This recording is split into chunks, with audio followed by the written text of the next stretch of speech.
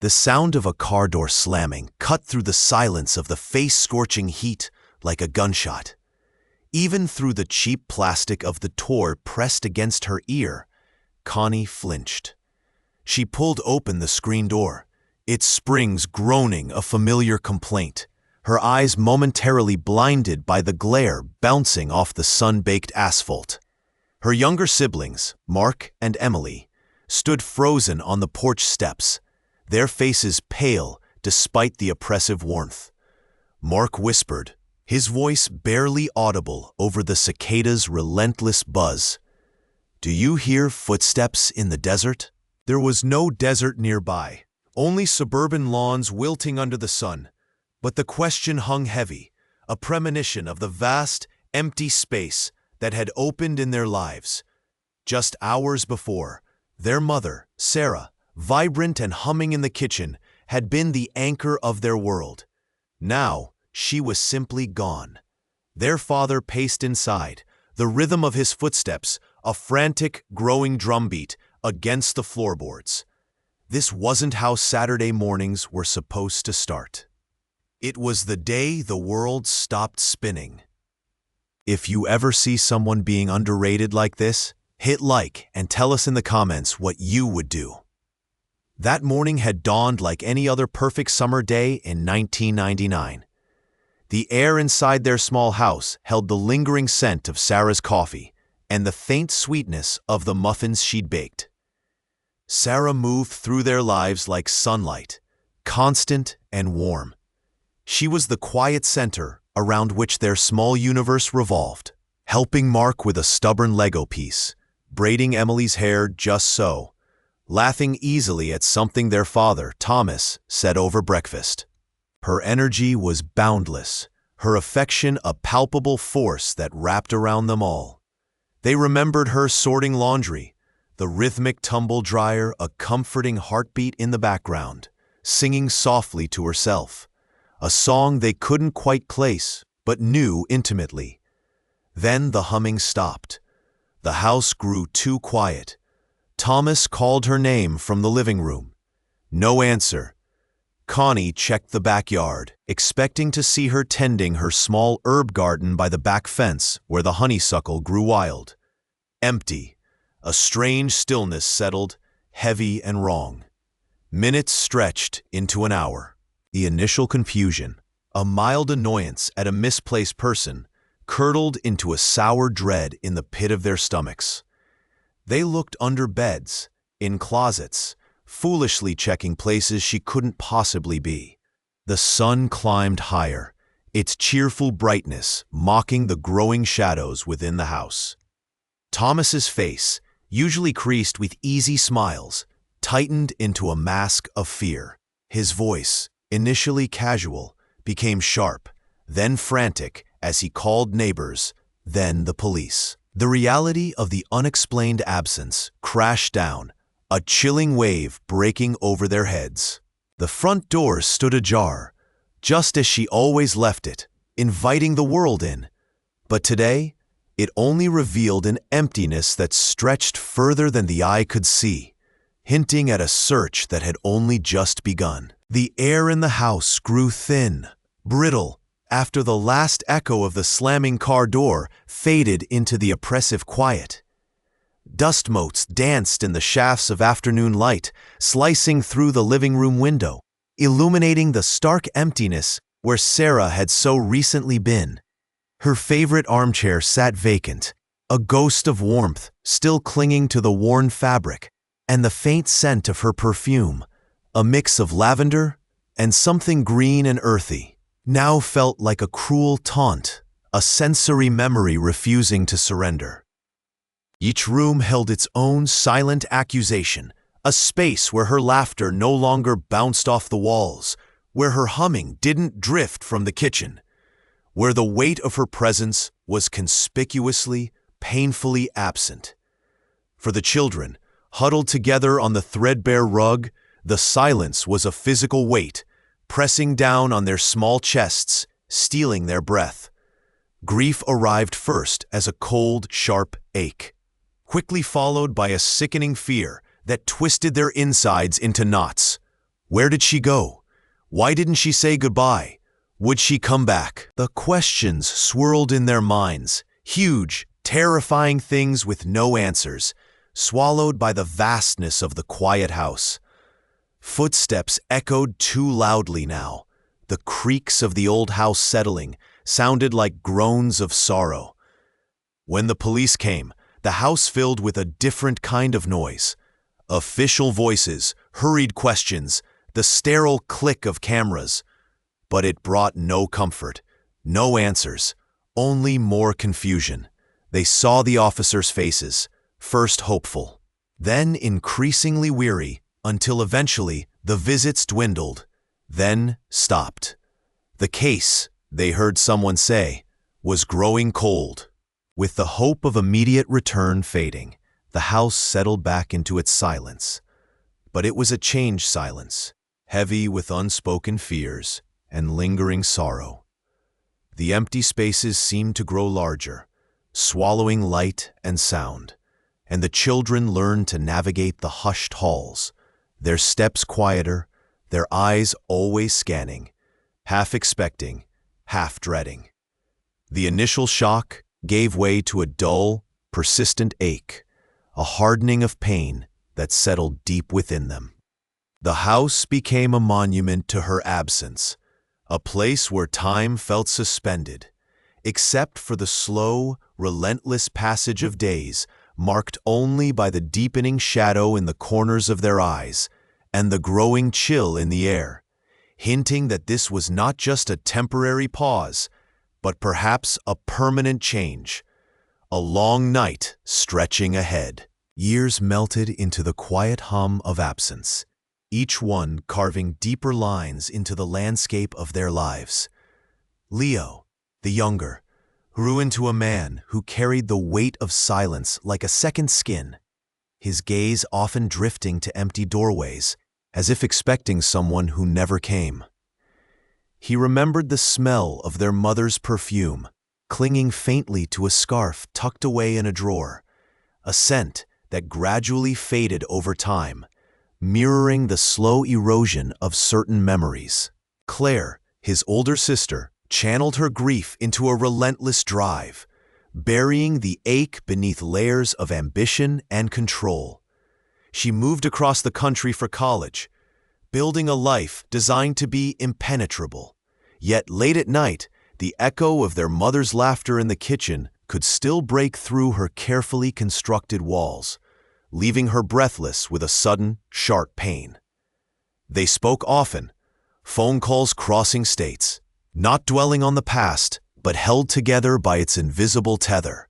For years, their father had pursued every lead, every flimsy rumor, his hope dwindling with each passing season until it became a quiet, resigned despair. The police file, once thick with initial reports and witness statements, gathered dust on a high shelf, labeled cold case. Private investigators had come and gone, leaving behind only bills and hollow promises. It felt like the world had simply moved on, leaving Leo and Claire trapped in a moment frozen in time. The futility of further searching, a heavy shared understanding. Then, cleaning out their father's attic after his own quiet passing, Leo found a small, locked wooden box tucked beneath a stack of old photo albums. It wasn't the box itself that seized him, but the faint, familiar scent of their mother's perfume emanating from within, strangely preserved. He knelt there in the dust motes, dancing in the single beam of sunlight, the air thick with the smell of aged paper and forgotten things, the scent unlocking a cascade of buried feelings. The confusion, the fear, the desperate hope that had laid dormant for so long. He picked at the latch, his fingers trembling slightly, a forgotten determination stirring deep in his gut. Whatever was inside felt less like an answer and more like a question he finally had the courage to ask again. The call came on a Tuesday, clipped and formal, asking about showings. The house, their childhood home, was finally listed, That single phone call, blunt and unavoidable, became the sharp point that finally broke through the years of carefully constructed denial. Emily gripped the receiver, knuckles white, the familiar ache in her chest a physical weight. Across town, Mark stared at the for sale sign hammered into the sun-baked front lawn, a wave of nausea rolling over him. For 2 decades, their mother's disappearance had been a ghost they circled but never confronted, a raw wound they pretended had scarred over. But now, the impending sale of the last tangible link to their past ripped the fragile scab away, exposing the festering pain beneath.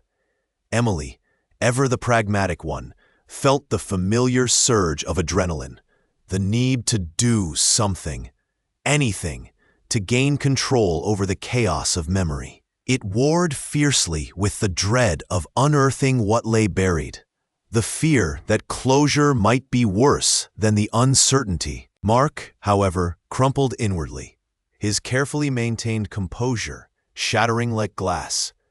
He felt the suffocating grief immediately, hot and heavy, a primal cry echoing in his soul for the mother he barely remembered, but desperately missed. The house stood silent and dusty when they finally pulled into the driveway a week later, the air thick with the scent of abandonment and faded lemon polish. Stepping inside felt like entering a time capsule, each object a silent witness to a life abruptly cut short. The decision to start in the attic wasn't logical, just instinctual, the highest point, closest to the sky, perhaps hoping for a sign. The air was thick and still up there, dust motes dancing in the lone shaft of sunlight filtering through a grime-coated window, illuminating stacks of forgotten boxes like forgotten tombs. The scratchy sound of cardboard being pulled across the floor echoed loudly in the silence as Emily, her jaw tight, reached for the first box marked simply, in their mother's elegant hand, keepsakes. A layer of fine dust coated its surface, disturbed only by the trembling of Emily's fingers and the slight tremor in Mark's hand, resting on the box beside hers. Inside, beneath layers of tissue paper, yellowed with age, lay something hard and unexpectedly heavy, unlike the trinkets they anticipated. It wasn't just old photographs. It was an ornate, locked wooden box, tucked away as if deliberately hidden. The air hung thick and stagnant, smelling of mothballs and forgotten years as she pushed open the heavy attic door. Dust motes danced in the lone shaft of light filtering through a grimy window pane, illuminating a landscape of cardboard boxes piled high, draped in thick, gray cobwebs that clung to the walls like tattered curtains. This was where her mother's life had been packed away, a silent, daunting mausoleum of belongings stored since the day she vanished. A wave of nausea washed over her, a mix of sorrow and sheer exasperation at the task ahead. Each box seemed heavier than the last, filled not just with objects, but with the suffocating weight of memory. She knelt beside the first box, its tape brittle with age, the cardboard soft and yielding under her touch.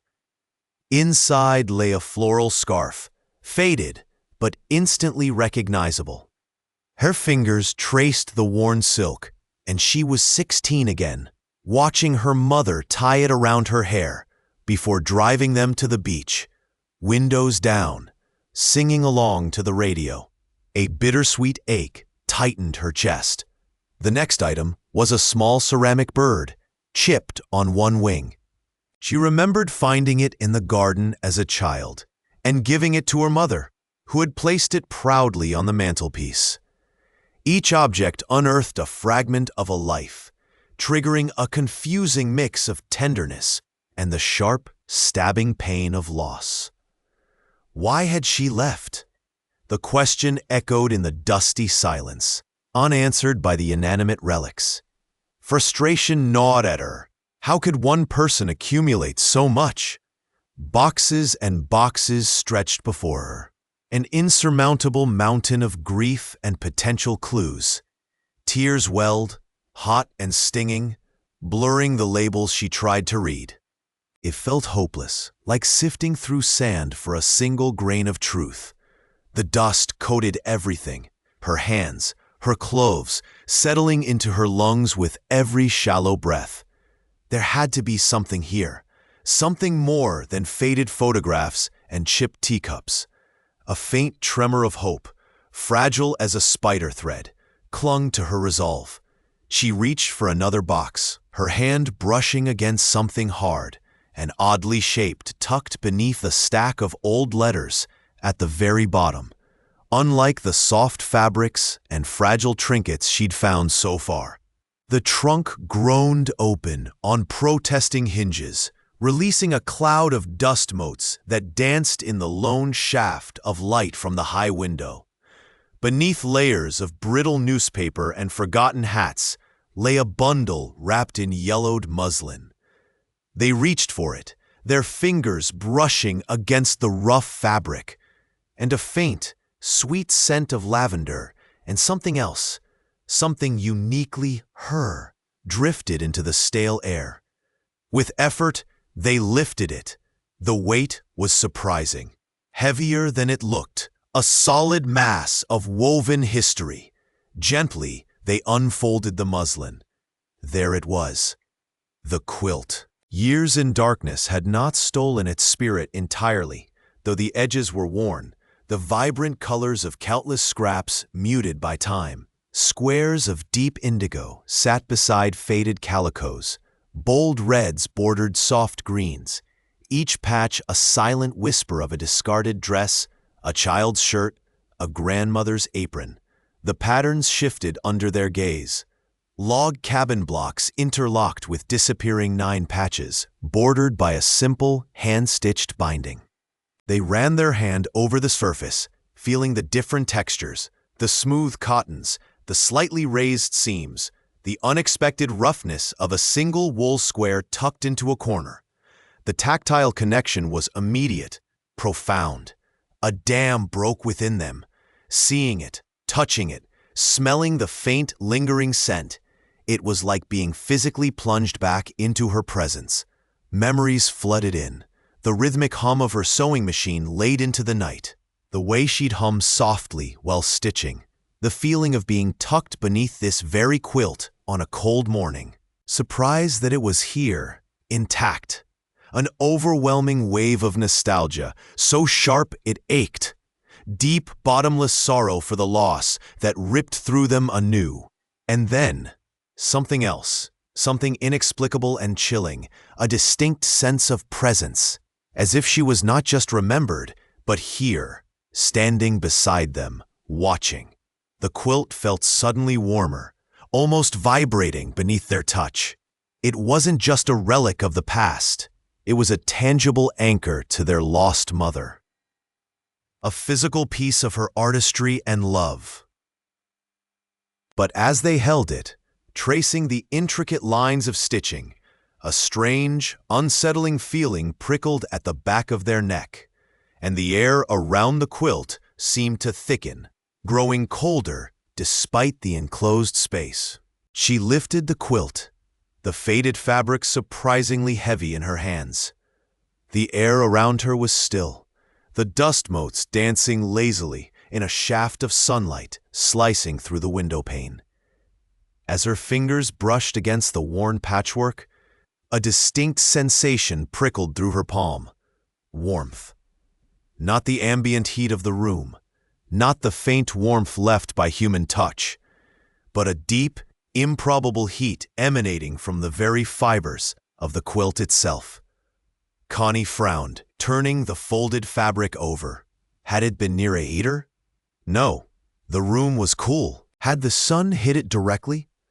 Only this narrow beam, and the warmth felt more pervasive, more internal to the quilt. Disbelief washed over her. It made no sense. She pressed a hand against the center, then the edge, searching for a logical explanation. It was unmistakable. The quilt held a lingering, impossible warmth, like a forgotten ember.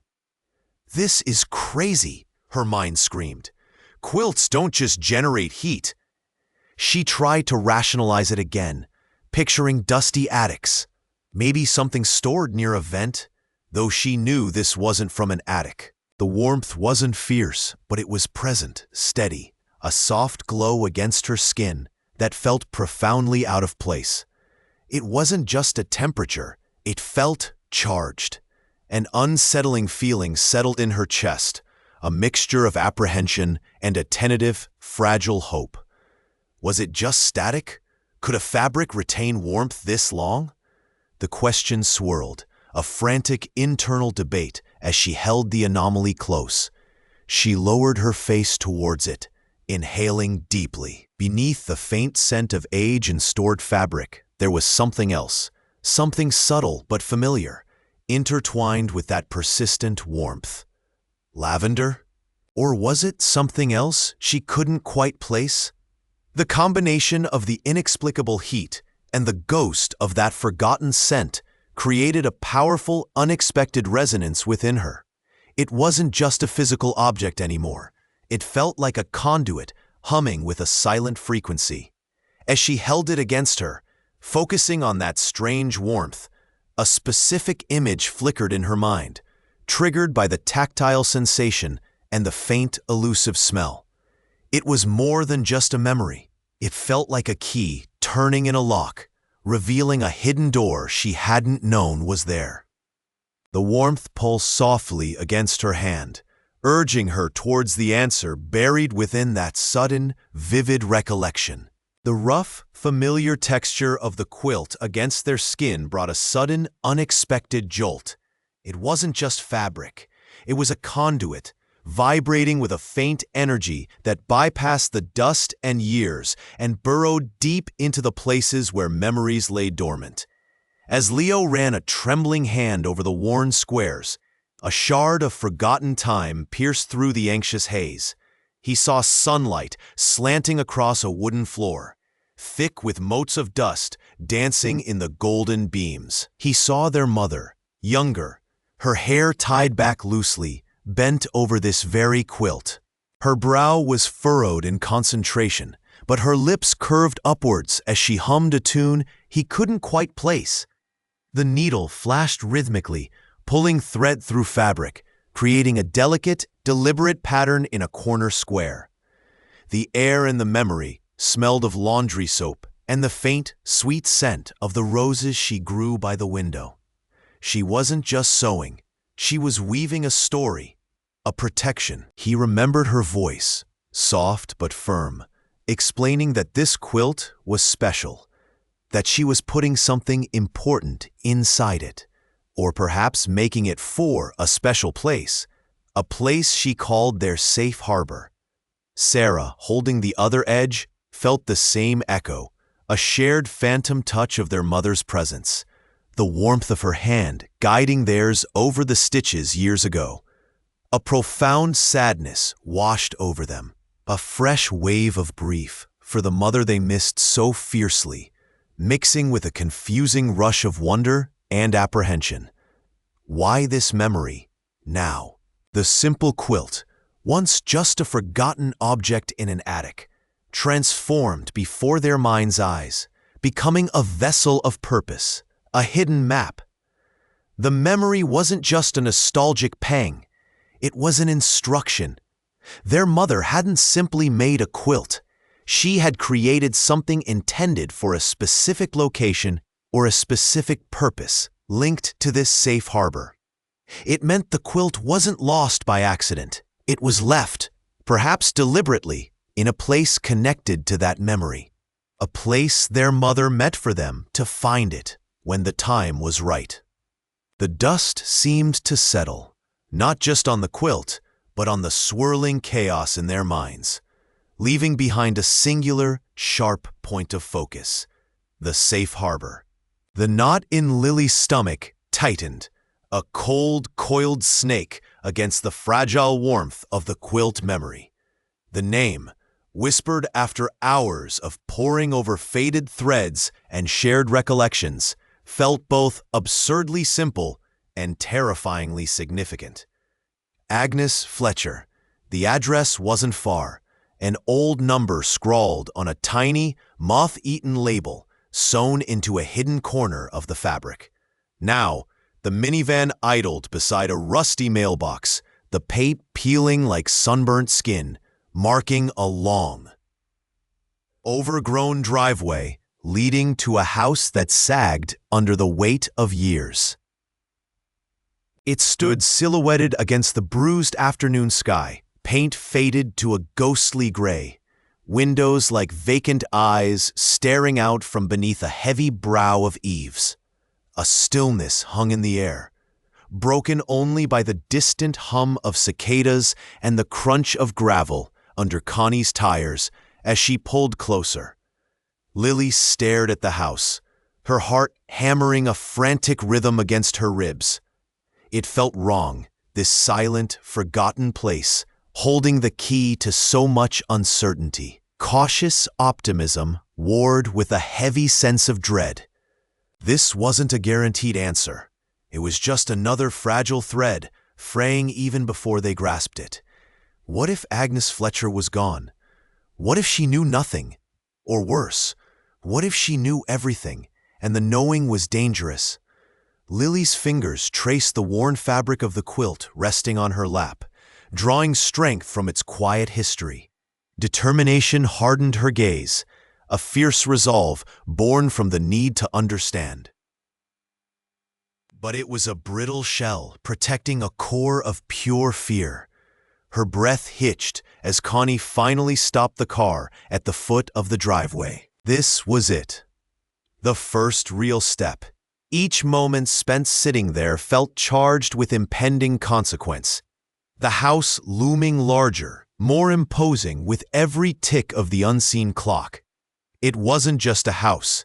It was a threshold, potentially leading to clarity or deeper confusion, safety or unforeseen peril. The silence from the house felt less like emptiness and more like waiting. Connie took a deep breath, her gaze fixed on the overgrown path. They had to know. This was the only way forward. With a shared look that held a mix of apprehension and unspoken commitment, Connie pushed open her door. The faded symbol from the quilt pulled Connie into the forgotten corners of the town, places she usually sped past without a second glance. The first stop was the address faintly scrawled near the stitched image, a former textile mill, now a crumbling skeleton against the gray sky. Dust motes danced in the weak light, filtering through broken windows, thick with the smell of decay and something metallic, long rusted.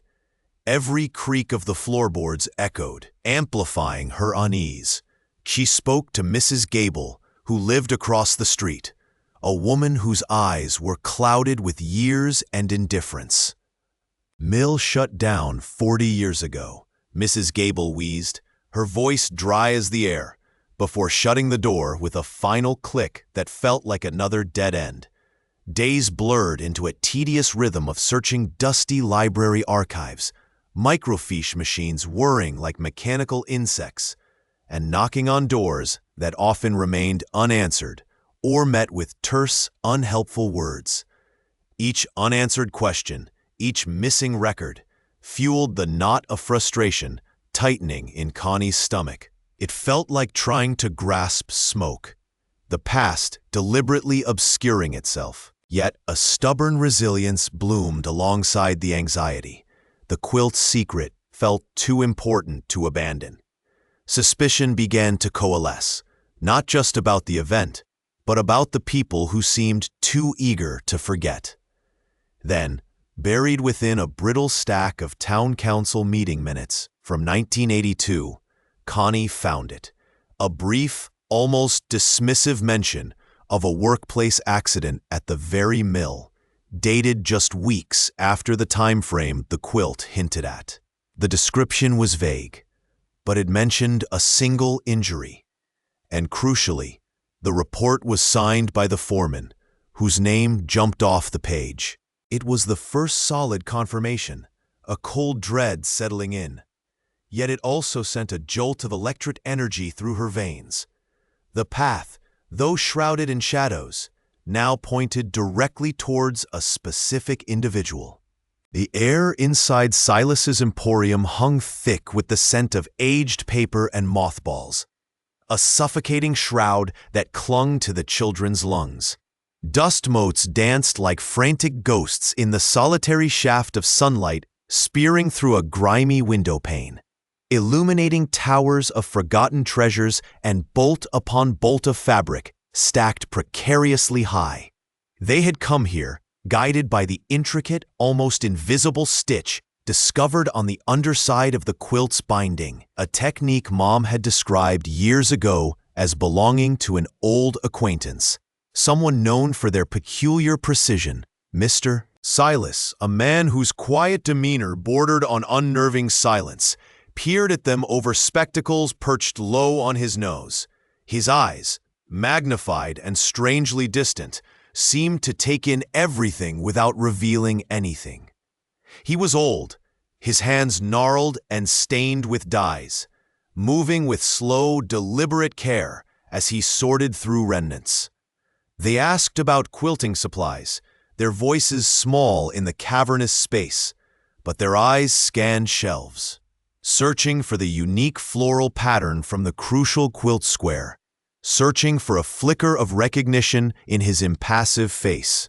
Every creak of the floorboards under their feet felt amplified. Every soft rustle of fabric seemed a whisper warning them away. A wave of profound dread washed over them.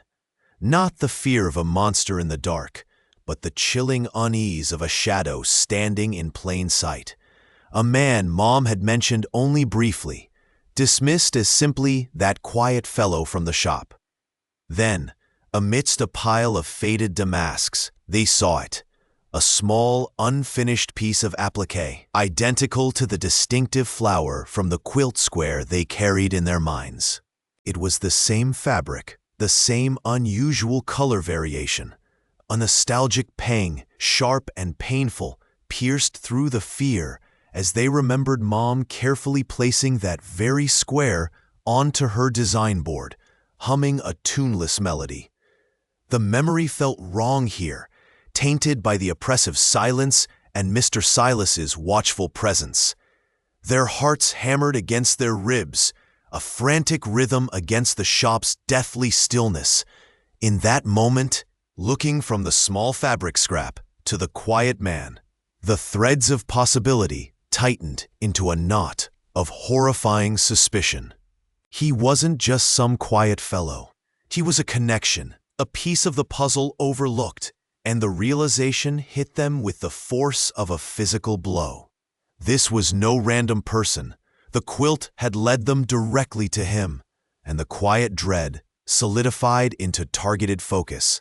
What could this man, barely a footnote in their mother's life, have to do with her disappearance? As Mr. Silas slowly turned his head, his magnified eyes fixing on theirs, they knew this was where the true search began.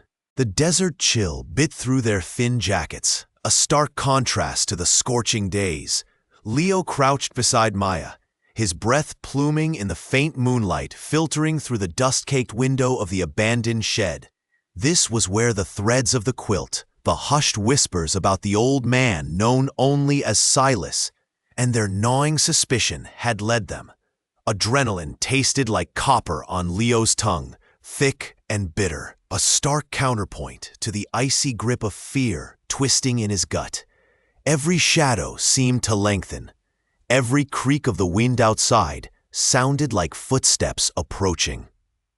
Maya's hand, clasped tightly around a small, tarnished silver locket that had been their mother's, trembled slightly. Her eyes, wide and dark in the gloom, mirrored his own desperate hope and fierce resolve. They had to find something, anything, for Mom. The air inside the shed felt heavy, stagnant, smelling faintly of dry earth and something metallic. moving slowly, meticulously. Their flashlights cast nervous beams across discarded tools and cobweb-draped machinery. The high stakes pressed down on them. Discovery meant more than just getting in trouble. It meant losing this chance, this fragile thread of hope. Leo's heart hammered against his ribs, a frantic drumbeat against the suffocating silence. He brushed aside a brittle tarp, revealing a stack of dusty wooden crates. As he lifted the lid of one, a wave of scent hit him. Dried lavender, faint but unmistakable, their mother's favorite. Beneath some old rags, nestled amongst faded photographs of landscapes he didn't recognize, lay a small, hand-carved wooden bird, chipped and worn, identical to the one their mother always kept on her bedside table. A wave of pure, unadulterated grief and longing washed over him. A nostalgic ache so potent it stole his breath. Maya gasped beside him, tears welling in her eyes. Then, beneath the bird, tucked into a hidden compartment in the crate's base, they found it. A small, leather-bound ledger. Leo's hands shook as he opened it, the pages brittle with age. The entries were cryptic, dates and locations and symbols. But one entry, circled repeatedly, alongside a familiar date, the day their mother vanished, mentioned the exchange and a specific nearby landmark they knew well. The world outside the dusty shed seemed to tilt on its axis as the damning pieces clicked into place with brutal, sickening clarity. He glanced at Maya, their shared look a silent vow. The truth, however painful, was now within reach, and they knew exactly where they had to go next. They spread the quilt across the old wooden floorboards in the living room, the same room where their mother had often sat with it draped over her lap, her needle flashing in the afternoon sun. Dust motes danced in the golden light slanting through the window, momentarily softening the harsh reality they were piecing together. Daniel ran a trembling hand over a familiar, slightly faded blue square, a color their mother always said reminded her of the sky just before dawn. It was that blue square, positioned next to a sequence of tiny, seemingly abstract red stitches forming a jagged line that had seemed peculiar before. They had seen the blue on the old map tucked away in the box, marking a specific, isolated creek bed near the boundary line. They had dismissed the red stitches as a design flourish, a small imperfection. But now, paired with the unsettling symbol etched into the side of a discarded, weathered fence post they had found near that creek, a symbol identical to another, hidden set of stitches bordering a yellow patch on the quilt, a cold, undeniable dread coiled in their stomachs. The yellow wasn't just a color. It was positioned exactly where a tiny, almost invisible knot marked something specific. The sequence of stitches and colors, combined with the locations and symbols they had unearthed, wasn't abstract art. It was a chilling map, a timeline laid bare, woven with thread and pain. The gentle warmth of the sunlight felt suddenly alien, a cruel contrast to the icy grip of horror tightening around their hearts. It wasn't an accident. The careful placement of threads, the deliberate choice of colors corresponding to landmarks and symbols they had found scattered and hidden, spoke of calculated malice. The jagged red line suddenly looked less like a mistake and more like something else. A sound? A struggle? A sign? It clicked into place with sickening finality, linking the blue creek bed, the fence post symbol, and the hidden knot's location to a sequence of events their young minds could barely comprehend, but their souls instantly recoiled from. A wave of nausea washed over Connie. She sank onto the floor, the rough texture of the quilt beneath her palms. Daniel knelt beside her, his breath catching in ragged gasps, his eyes wide and glistening with unshed tears. mirroring the profound agony in hers. This wasn't just sorrow for a lost mother. It was a searing, righteous grief born from the horrific truth of her final moments, meticulously hidden in plain sight. The quilt, once a symbol of her love and comfort, was now a testament to a terrible betrayal, a silent scream finally heard. The shared silence in the room was deafening, punctuated only by their shaky breathing and the distant, indifferent chirp of a bird outside. The shock was absolute, the horror deep, the grief crippling, but beneath it, a spark of cold, hard certainty ignited. This evidence, woven into the fabric of their lives, demanded justice. They had to show someone. They had to tell the world what the quilt knew. The police. They had to go to the police now. The quilt lay between them, heavy with its secret, pointing the way forward, not just to justice, but perhaps, finally, to a sliver of peace. The air in the small, windowless interview room felt thick and sterile, smelling faintly of old coffee and stale paper, a stark contrast to the vibrant, if faded, colors of the quilt carefully laid out on the gray metal table.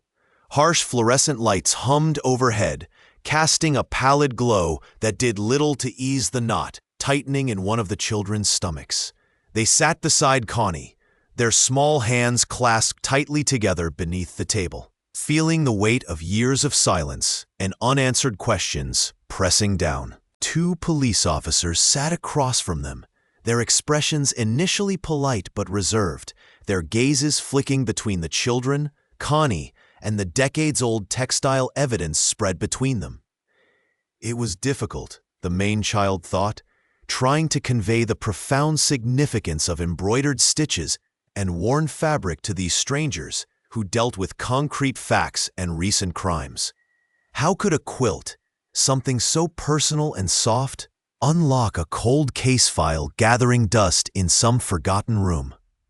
Anxiety clawed at their throat, making their voice tremble as they began to explain, tracing a finger over a specific pattern on the quilt, a detail their mother had added just days before she vanished. Hope warred with fear, hope that this time, this piece of their mother would speak loudly enough, and fear that they would once again be dismissed, their story relegated back to the realm of unresolved tragedies. They described the specific significance of the thread color, the way the stitches looked unfinished, a poignant detail they'd discovered during their own quiet investigation, a detail that hadn't been in the original police report. As they spoke, detailing the connections they had painstakingly uncovered, weaving the thread of the quilt into the fabric of their mother's final known moments, they watched the officers' faces. The initial skepticism began to soften, replaced by a flicker of intrigue, then serious contemplation. One officer leaned forward, picking up a corner of the quilt, examining the detail the child had pointed to. The silence that followed was heavy, charged with possibility. It felt like the world held its breath, waiting for their mother's story to finally break free. When the officer finally looked up, his eyes held a new gravity, a promise that this time, things would be different. The official investigation into their mother's disappearance was no longer just a dusty file. It was a door beginning to creak open. The sterile scent of disinfectant and stale coffee hung heavy in the air of the precinct, a stark contrast to the sun-baked earth the children knew. Things moved with a terrifying, exhilarating speed now. Detective Miller's team, fueled by the undeniable truth buried beneath layers of neglect, tore through cold case files and recent missing persons reports. Forensics technicians, cloaked in white suits, moved with silent purpose under harsh fluorescent lights, their tools clicking softly as they lifted fibers from discarded items the children had pointed out, or analyzed soil samples that miraculously matched specific hidden locations. Every positive hit, every confirmed detail unearthed by the children's sharp eyes and stubborn courage, sent a jolt of adrenaline through the station. Sarah sat quietly beside Lily and Connie in a small windowless room, her hands clasped tightly in her lap. She remembered the rough texture of the suspect's work jacket, the faint smell of motor oil, and something sickly sweet. Details she hadn't thought important until now, when a detective showed them blurred security footage. Lily's breath hitched. "He had that hat," she whispered, pointing at a faded baseball cap pulled low over a figure's face on the screen. That hat.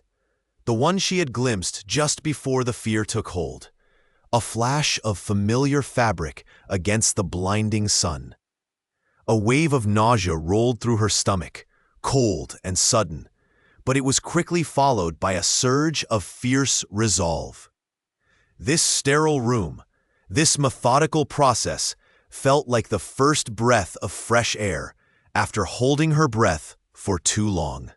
The quiet urgency of the officers, the low murmur of their voices in the hallway, replaced the terrifying silence they had endured.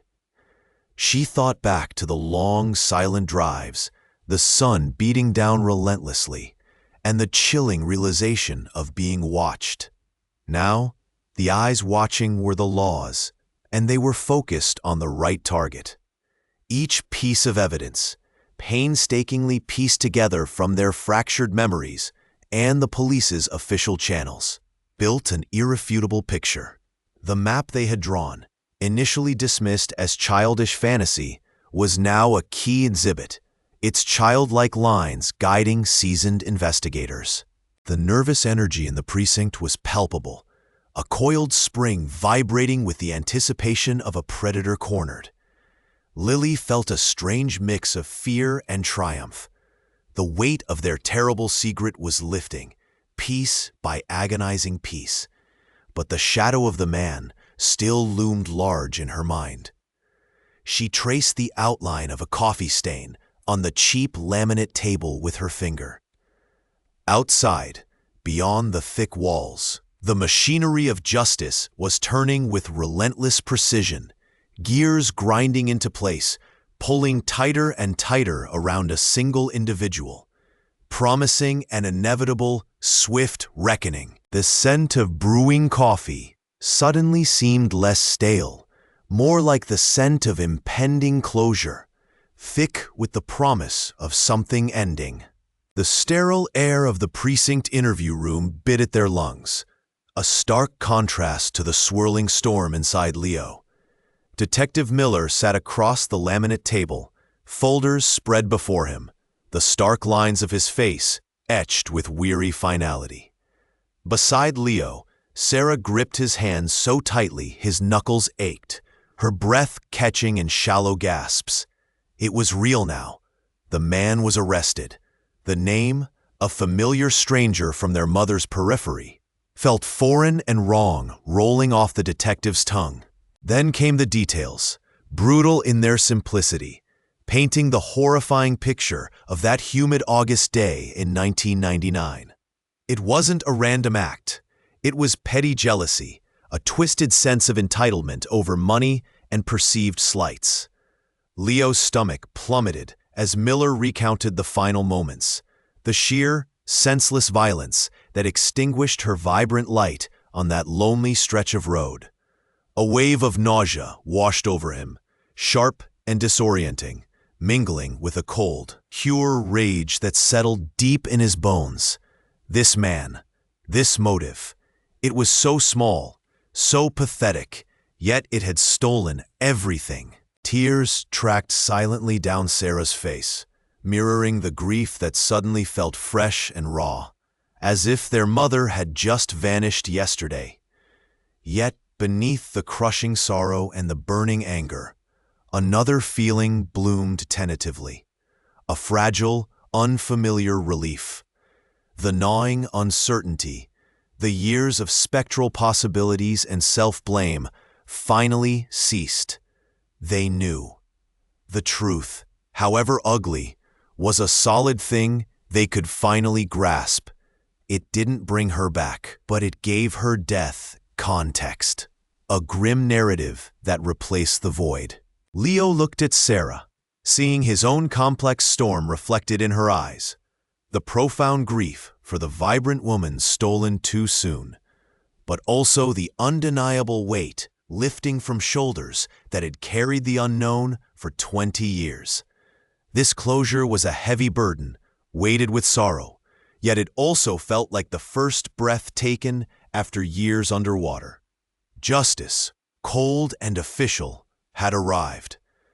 The air in the room still felt stale, but something shifted inside them. A tiny space clearing for healing to begin, for their mother's story to be reclaimed from the shadows. The quilt, waiting back at the house, suddenly felt less like a memorial to a mystery and more like a tapestry weaving together grief, survival, and the enduring power of a life brutally ended but finally honored with the truth. The quiet that settled after the truth emerged was heavy, different from the anxious silence that had defined their lives for so long. Connie watched the children, their faces no longer etched with frantic searching, but marked by a deep, weary sorrow. Grieving was not a sudden wave, but a slow, persistent tide, pulling at the edges of their days. They spoke of their mother often now, not just of the mystery, but of her laugh, the way she hummed off-key while she cooked, the smell of her favorite tea. Honoring her memory became less about finding answers and more about living with the love she left behind. They would sit together sometimes, the quilt spread across their laps, no longer a piece of evidence, but a tapestry woven with her hands, a tangible link to her warmth.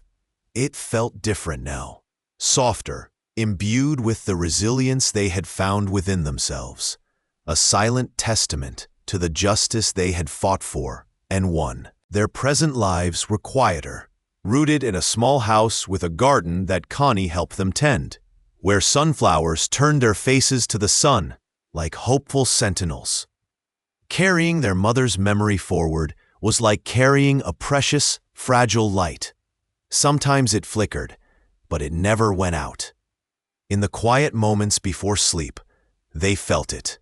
An enduring love that transcended loss, a hard-won peace blooming in the soil of their pain, and the quiet, unshakable strength forged in the fire of their ordeal. The journey had been long and cruel, but standing here in the aftermath felt less like an end and more like a fragile, hopeful beginning. Even with peace, a quiet melancholy lingered, a gray film over the sharp edges of the world. The joy was present, yes, but it was often muted, accompanied by an underlying hum of what was lost. The house felt both like a sanctuary and a space marked by absence. Sometimes, a specific scent or the slant of light through a window would bring a sudden, mild pang of sorrow, a reminder of the easy laughter that no longer echoed in the halls. There was no anger left, just a quiet, persistent sadness that sat in the chest, a dull ache that softened with time but never vanished completely. It wasn't overwhelming, just a part of the landscape now, like distant hills on the horizon. They learned to live alongside it, to find moments of simple contentment without denying the weight of the past. The world outside continued, indifferent and beautiful. Walking out the door into the soft evening air felt like stepping from a shadowed room into a pale, diffused light. Not blindingly bright, but gentle, promising continuation.